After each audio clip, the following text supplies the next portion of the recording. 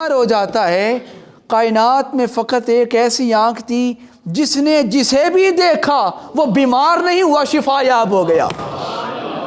اب آپ پوچھیں گے وہ آنکھ کس کی ہے؟ ما زاغ البصر وما طغی، وہ آنکھیں میرے مصطفیٰ کی آنکھیں۔ اللہ اکبر کبیرہ، جسے بھی دیکھا، جسے بھی دیکھا، حبشی کو دیکھا تو عرشی کر دیا۔ حضور نے فرمایا کہ میں جب معراج کی رات تھا تو اے بلال میں چلا کرتا تھا عرش پر، تو چلا کرتا تھا فرش پر، لیکن تیرے چلنے کی آواز میں عرش پہ بھی سنا کرتا تھا۔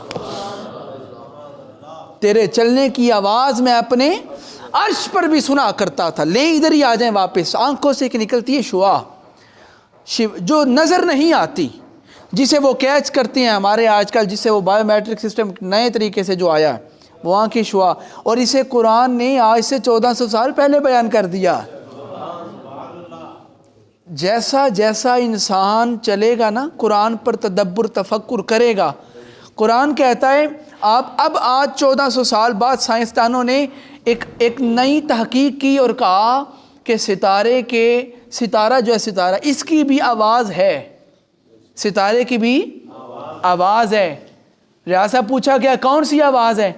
تو کہا گیا اس ستارے کی آواز اس طرح ہوتی ہے جس طرح دروازہ بند ہوتا ہے، دروازے کے بند ہونے میں جو آواز آتی ہے ٹھپ کر کے، کہا اس کی وہ آواز ہے، اور کیچ بھی کی گئی ہے، آپ سن سکتے ہیں گوگل پہ جا کے سرچ کریں گے تو۔ میں نے کہا تمہاری ریسرچ نے 1400 سال بعد بتایا ہے، ہمارے آقا نے ہمیں 1400 سال پہلے بتایا ہوا۔ پوچھیں گے وہ کیسے؟ والسماء والطارق، طارق کے اندر جاؤ، طارق اسے کہتے ہیں جو رات کا مہمان ہو اور آ کے دروازہ کھٹکھٹائے، اسے کہتے ہیں وہ قرآن جو مصطفیٰ کی زبان سے نکلا۔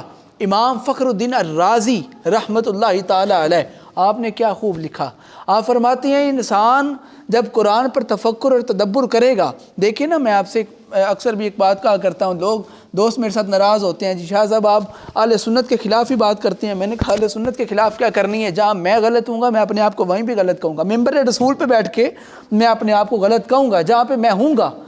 بات بڑی خاص سنیے گا، ہم کس طرح قرآن کو پڑھتے ہیں۔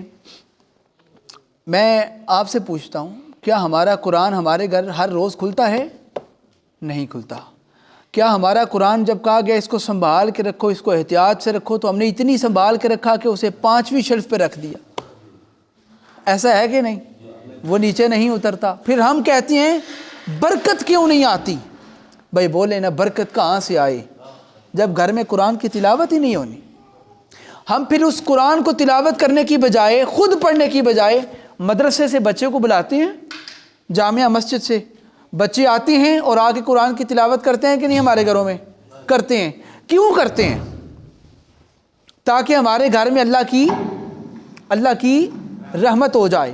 بولیے نا، ہمارے گھر میں اللہ کی، بولیے، ہمارے گھر میں رحمت ہو جائے تو قرآن خود نہیں پڑھتے، باہر سے بچوں کو بلا کے پڑھاتے ہیں۔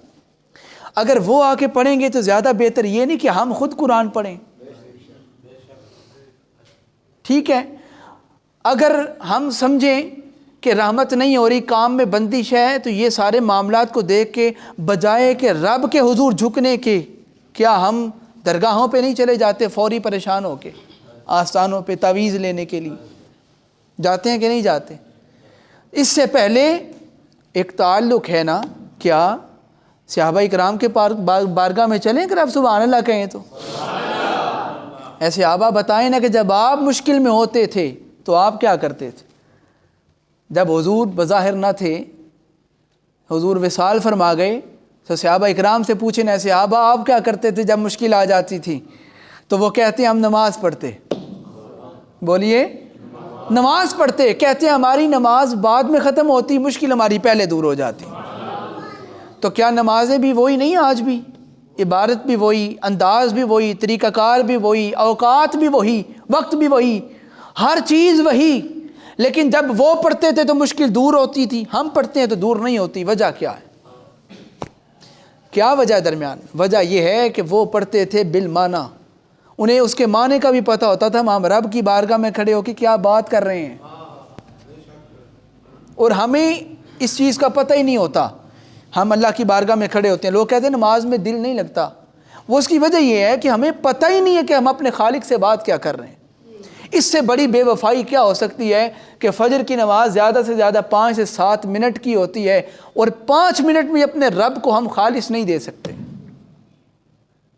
ظہر کی نماز میں جماعت کا کتنا وقت لگتا ہے؟ زیادہ سے زیادہ 5 منٹ. سنتیں پڑھتے ہوئے ٹوٹل کتنے ہو گئے؟ 10 منٹ.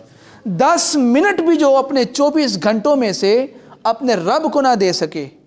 عصر کی نماز بھی یوں ہی 10 منٹ لے لیں, 10 منٹ پچھلی کی 10 منٹ پچھلی 30 منٹ ہو گئے. مغرب کے بھی 10 منٹ لگا لیں 40 منٹ ہو گئے. 20 منٹ آپ اپنے عشاء کی نماز کے لگا لیں 1 گھنٹہ ہو گیا. جو انسان 24 گھنٹوں میں سے صرف 1 گھنٹہ اپنے رب کو نہیں دے سکتا, پھر وہ کہتا ہے میرے پاس برکت نہیں, میرے پاس رحمت نہیں, میرے پاس میرے کاروبار میں برکت نہیں, میری اولاد میں برکت نہیں. کہاں سے آئے گی یہ برکت جب ہم نے اپنے رب کے ساتھ بے وفائی کا یہ انداز رکھا ہوا ہے کہ 5 منٹ بھی اس خالق کے سامنے ہم اپنے لیے کھڑے, اس کے لیے نہیں کھڑے ہوتے, بلکہ ہم کھڑے ہوتے ہیں تو نماز میں توجہ ہماری دکان کی طرف ہوتی ہے کہ نہیں ہوتی؟ آپ فیصلہ کیجئے مسجد میں بیٹھ کر. یقین کریں اللہ رب العزت کے ساتھ وفا کیا ہے, 5 منٹ بھی اسے دے دو تو وہ تو اتنا کریم ہے کہ تیرے 5 منٹ میں بھی تیری قسمت کو بدل دینے والا.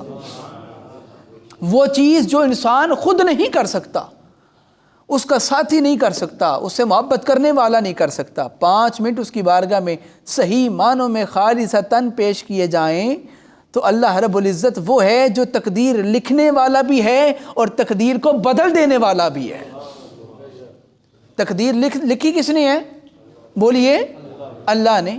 تو کیا وہ لکھ کے مجبور ہو گیا کہ میں نے اس کی تقدیر میں یہ لکھا, اس کا کام یہاں سے خراب ہونا ہے, دوبارہ وہ اس کو بدلے گا ہی نہیں؟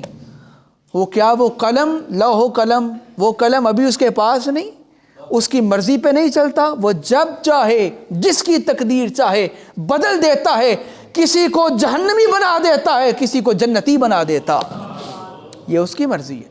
تو کرنا کیا پڑے گا؟ اس کی رحمت پر اس کا شکر ادا کرنا پڑے گا. بولیے کیا کرنا پڑے گا؟ اس کا شکر ادا کرنا پڑے گا. اور رحمتوں میں سے آپ نے اور میں نے گن کے رحمتیں گنی ہیں, وہ کتنی رحمتیں ہیں؟ وہ 4 رحمتیں ہیں. ان چاروں کو جب ہم نے اپنے سامنے رکھا, پانی, ہوا, آگ اور مٹی, ان 4 کو جب سامنے رکھا, ہم اس نتیجے پہ پہنچے کہ انسانیت ان 4 چیزوں کی محتاج ہے. انسانیت بولیے ان 4 چیزوں کی محتاج ہے. حضرت جناب سیدنا آدم علیہ السلام کو جب بنایا گیا پھر بھی یہ 4 چیزیں استعمال ہوئیں, یعنی وہ بھی اس چیز کے طالب تھے اور وہ بھی اس چیز کے محتاج تھے. اب آپ تھوڑا سا اوپر چلیں, حضور فرماتے ہیں میں تو جناب آدم سے بھی پہلے کا. بولیے گا سبحان اللہ.